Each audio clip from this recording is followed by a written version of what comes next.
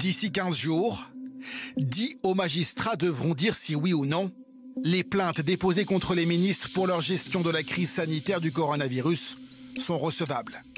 Ces magistrats appartiennent à la commission des requêtes de la Cour de justice de la République, seuls habilités à juger les actes des ministres de leurs fonctions. Les qualifications pénales tournent autour des infractions d'homicide et de blessures involontaires, aux infractions de mise en danger d'autrui, ou au fait de ne pas avoir pris des mesures adéquates et de ce fait d'avoir mis le public en danger. C'est une infraction qui figure à l'article 223-7 du Code pénal. Donc c'est effectivement très théorique. L'office de la commission sera de déterminer si ces infractions ont été commises ou pas. C'est impossible de le dire aujourd'hui. Si les plaintes sont jugées recevables, elles seront justement transmises à François Molins. Le procureur général saisira alors la commission d'instruction.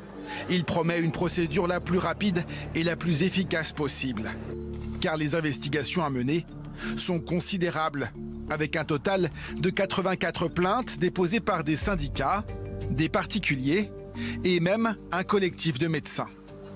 Ce que nous reprochons au gouvernement, ça n'est pas une infraction involontaire. Vous avez mal agi, vous auriez pu mieux faire. Non, c'est pas ça. C'est vous avez choisi de ne pas faire. Ça, c'est la première plainte, d'accord ? Contre M. Édouard Philippe, Premier ministre, et Mme Agnès Buzyn, ancienne ministre de la Santé. Les anciens et les actuels membres du gouvernement vont également devoir répondre aux questions de l'Assemblée nationale. Avec ses pouvoirs d'investigation élargis, la commission d'enquête veut tirer les leçons de cette crise. Je vous invite donc à lever la main droite. Le directeur général de la Santé est le premier cet après-midi à être auditionné. Je le jure. Tout sera questionné. La stratégie des tests, la mise en place du confinement, la fermeture des frontières et bien sûr la question des masques. Par ordre des groupes, avec Damien Abad pour les Républicains tout d'abord. Le 4 mars dernier, vous déclariez sur BFM « Les masques n'ont aucun intérêt pour le grand public ». Est-ce qu'aujourd'hui, vous regrettez vos propos ? Monsieur le Président, comme disait Voltaire, et il a été repris souvent depuis, avant de savoir, on ne sait pas.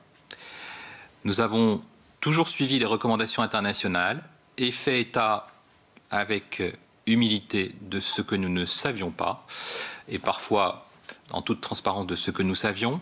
Nous avons agi. Les masques, leur manque, la gestion des stocks et les consignes pour les porter. Ces questions vont occuper une bonne partie des auditions à l'Assemblée. À la fin du mois, c'est devant le Sénat que les mêmes acteurs seront interrogés.